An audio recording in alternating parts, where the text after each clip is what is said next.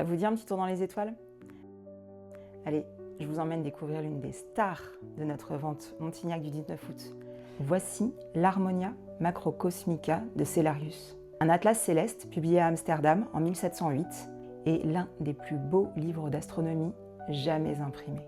Son ambition, c'était de résumer tout ce qu'on savait alors de l'univers depuis l'Antiquité. Rien que ça.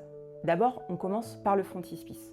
On découvre Uranie, la muse de l'astronomie, entourée des plus grands savants de l'Antiquité, du Moyen-Âge et de la Renaissance, avec notamment Ptolémée, Copernic et Tycho Brahe.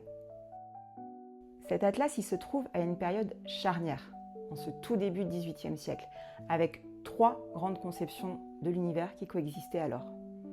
D'abord, Ptolémée, la Terre est au centre de l'univers.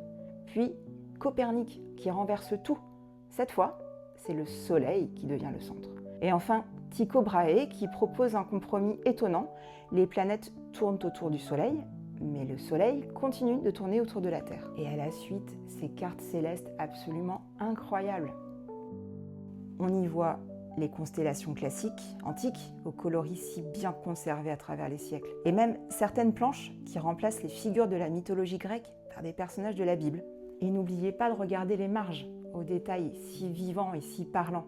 Là, des astronomes en pleine discussion ou réflexion, et des angelots ou petits par dizaines qui mesurent le ciel ou portent les cartouches de titres.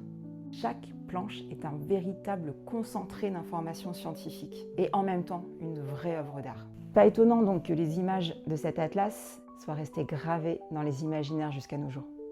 Et pourtant, on ne sait presque rien de son auteur, Andreas Cellarius, un scientifique, un professeur allemand. On sait qu'il a travaillé avec l'éditeur et cartographe néerlandais Jansonius. En tout cas, c'est beau de se dire qu'une publication aussi mystérieuse continue de fasciner 3 siècles plus tard. Aussi bien les astronomes, les amoureux des beaux livres et les rêveurs.